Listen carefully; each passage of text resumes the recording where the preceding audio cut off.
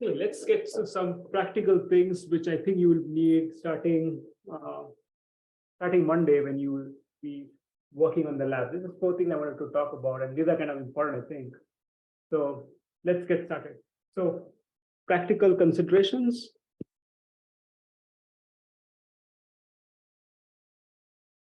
When you work with components, right?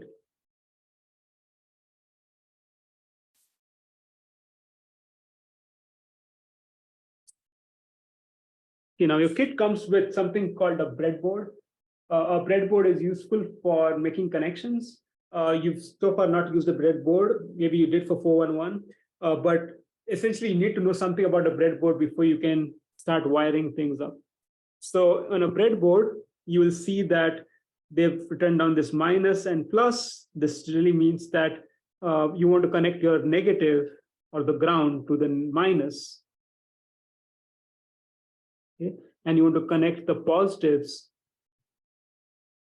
to the positive of the battery. Okay?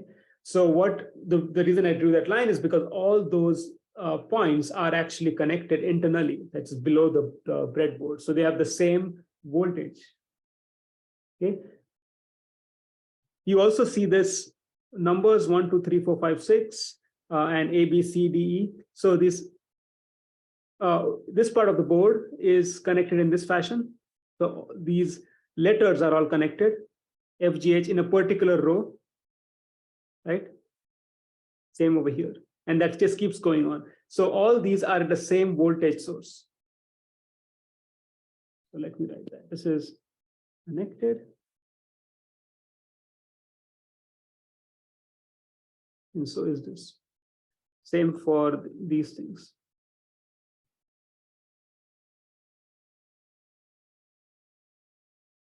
Okay, so now let's look at how you might go about wiring a breadboard to a resistor. Okay, so let's say that you have access to a battery, and I'm just going to show it with my usual symbol for the battery.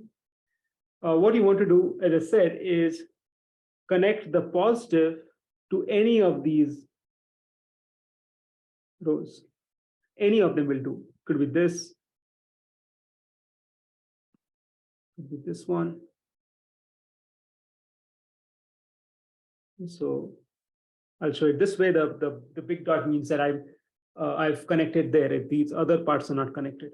Okay, then you want to connect the negative to the negative of here.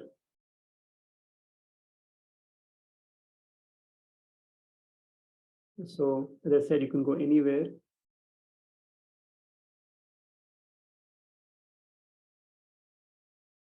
Okay, but this doesn't complete the circuit because the positive and negative are not connected to each other. So no current will flow. Now let's see how to put a resistor. What you'll do is, since each of these rows are connected internally, you cannot really put a resistor this way. This will not work because all those locations are the same voltage. Instead, what you'll have to do is you'll have to put a resistor this fashion.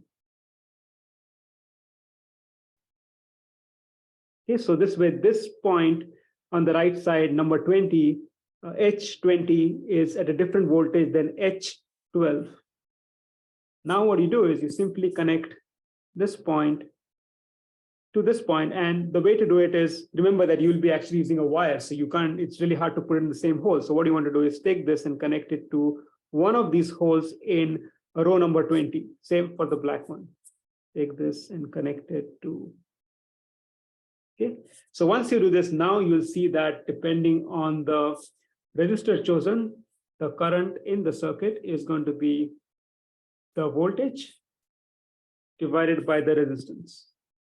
So this will work perfectly fine.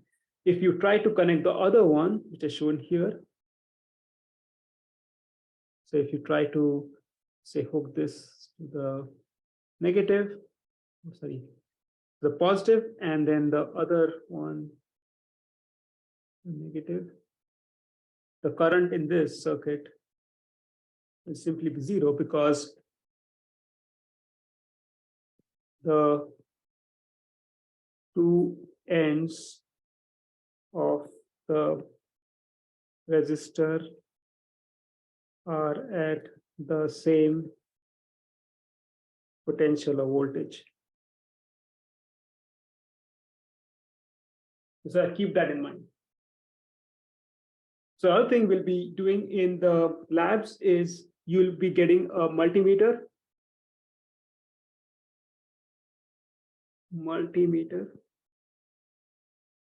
A multimeter is used to measure voltage, current, resistance, diodes, and so on. But for the first lab, you'll only be using it for voltage and current measurement.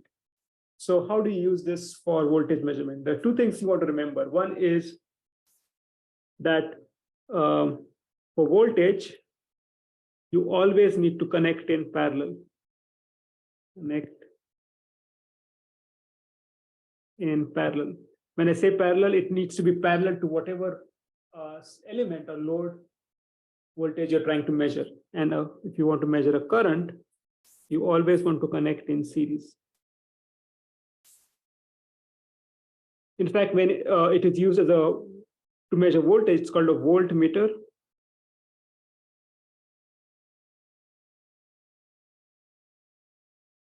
When it's used to measure current, it's called an ammeter. So first thing to remember is how do you connect a multimeter for these measurements? The second thing is how do you actually go about doing that? So this is an example for voltmeter.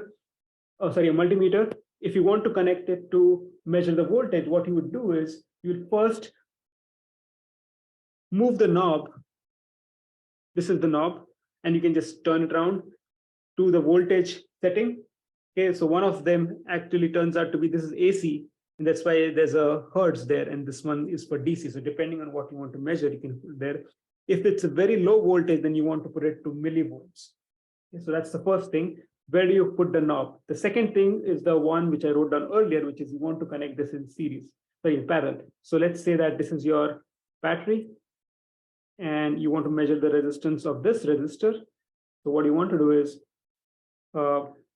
take one end and connect it to V, and take the other end of the resistor and connect it to the common ground. Okay? So this will give you the voltage across the resistor. Okay, to not use this, that's for a different one, for current, which I'll show you in a bit. Okay, this is how you measure the voltage. This is voltage measured across the resistor in parallel. In parallel. Okay, next let's look at an ammeter, how to use a multimeter as an ammeter. What you'll do is, first thing, you will turn this knob to current. Again, there is a knob for variable.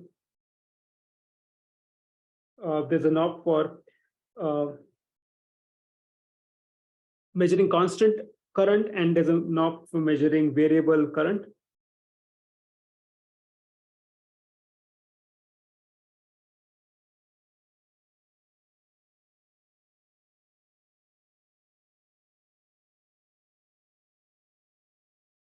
Okay, so you'll break the circuit, break the resistor here. You'll connect this to, say, the positive, and then you take the negative.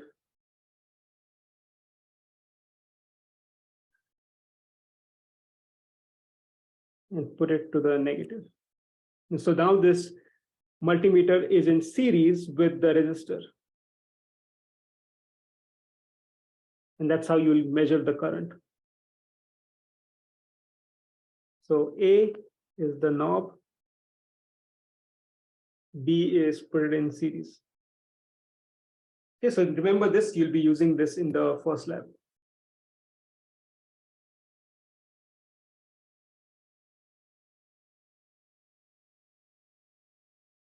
Can you guys hear me?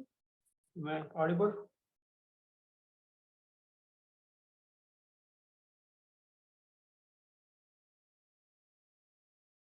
Yes. Oh, I am. Okay. For some reasons, my screen just disappeared.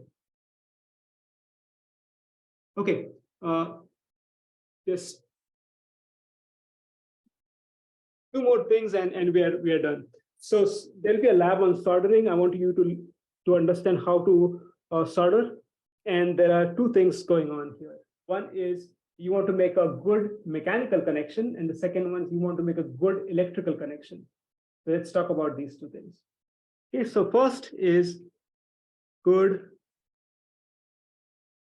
mechanical connection. So what I mean by that is here you have two wires and you basically twist them so that they make a good mechanical connection. For a proto board, which you'll also be doing, you'll also be soldering on a prototyping board. What you want to do is you want to bend the wires so that way it is a strong mechanical connection. So twist and bend. Once you twist and bend, you have a good mechanical connection. The second step is to a good electrical connection. This is where you'll use a soldering iron. And the trick here is, let's say that you have two wires, which you stripped off the plastic of the wire, and then you twisted the wires. What you want to do is you want to hold the soldering iron. Use the soldering iron to apply heat. The first step is apply heat. And this is where beginners make a mistake, which is they apply heat to the soldering wire. So the wire is soldering wire. So soldering wire, you should never apply heat to the soldering wire, the solder, but you should apply heat to this wire and then just hold this soldering, the soldering wire on top of this so that it melts down and deposits solder on the twisted wire. Okay, and I'll show you a video of how this is done. Okay, so never touch this to this. That's the second thing. And again, I'll reinforce this when you will be doing this lab. There'll be a video. The last thing I want to talk about is static electricity.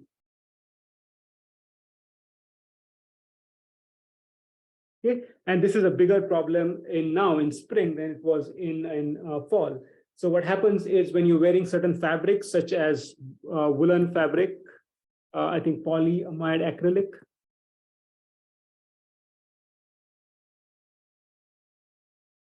you tend to develop a potential or charge on you, and that charge stays on you unless you touch something on the ground. So that way, what happens is the charge built on you then flows through you to the ground, and you sort of are discharge of electricity. Now, when the charge flows from you to the ground, it's not that much, so it doesn't really hurt you.